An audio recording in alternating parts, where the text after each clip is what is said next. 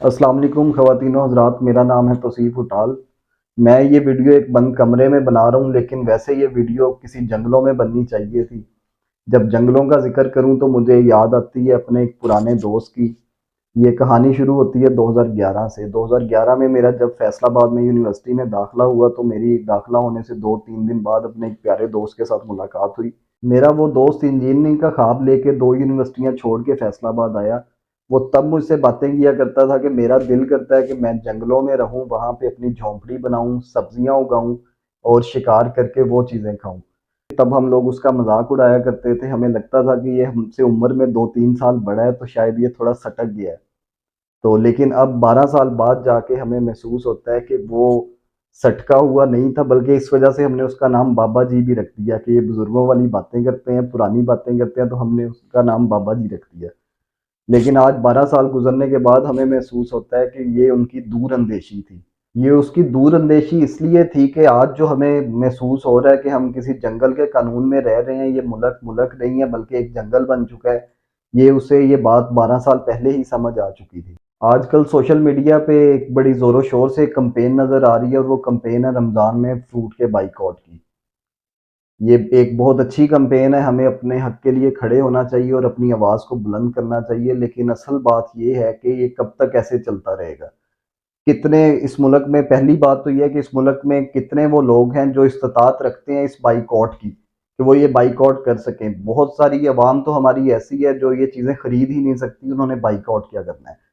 और दूसरी बात ये है कि जो लोग बाइकआउट कर सकते हैं, 25-30 करोड़ आबादी का मुल्क है, कितने लोग हैं, 1 करोड़ लोग बाइकआउट कर लेंगे। तो ये सॉल्यूशन नहीं है, लेकिन ये अच्छी चीज़ है कि अपने राइट्स के लिए खड़ा हुआ जाए, स्टैंड लिया जाए। लेकिन ये मेरे ख्याल में ये सॉल्यूशन नहीं है, क्योंकि इंडिविजुअल्स इस मामले में कुछ नहीं कर सकते। आटा, चीनी और चावलों की कीमत का रमज़ान से कोई ताल्लुक नहीं है, इनकी कीमतें रमज़ान से पहले ही बढ़ चुकी थी।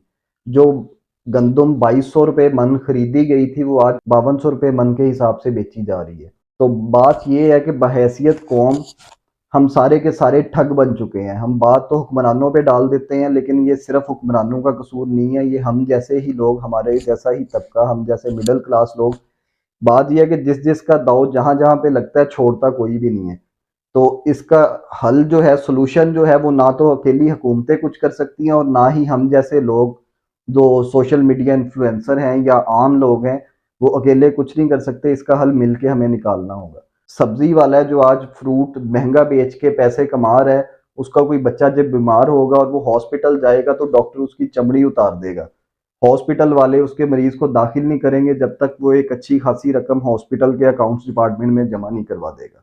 इसी तरह जब वो डॉक्टर अपने घर वापस जाएगा और उसके घर कोई प्लम्बर का मसला होगा, वो प्लम्बर को बुलाएगा, प्लम्बर आके देखेगा कि ये तो डॉक्टर साहब है और अच्छा खासा कमाते हैं, तो हमें भी ज़रा थोड़ी-सी इनकी चमड़ी उतार लेनी चाहिए। वो डॉक्टर साहब को लूट के चला जाएगा।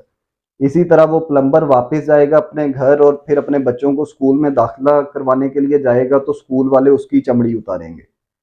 उसके बाद जब वो स्कूल वाला, जो एक स्कूल का ओनर है, उसकी कोई जगह का मसला बनता है या स्कूल में किसी बच्चे का केस बनता है, तो वो वकील साहब के पास जाएगा और वकील साहब देखेंगे कि स्कूल की बिल्डिंग के ओनर आ गए हैं, तो ज़रा थोड़ी-सी इनकी तबीयत भी साफ़ करनी चाहिए और इनको भी, इनकी भी थोड़ी खाल उतारनी चाहिए। ये लोगों को जो लूट रहे हैं, तो हम भी थोड़ा-सा अपना हिस्सा इनसे ले लें।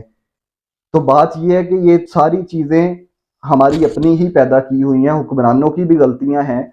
अगर आज फ्रूट का बाइकआउट हो रहा है, आज और गवर्नमेंट है, पिछले साल रमज़ान में गवर्नमेंट और थी और ये बाइकआउट्स तब भी हुए थे।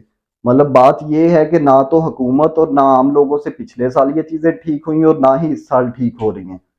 तो इन सब का हल हमें मिलके निकालना होगा। ये इंडिविजुअल्स या अकेली हुकूमतें इसमें कुछ भी नहीं कर सकती।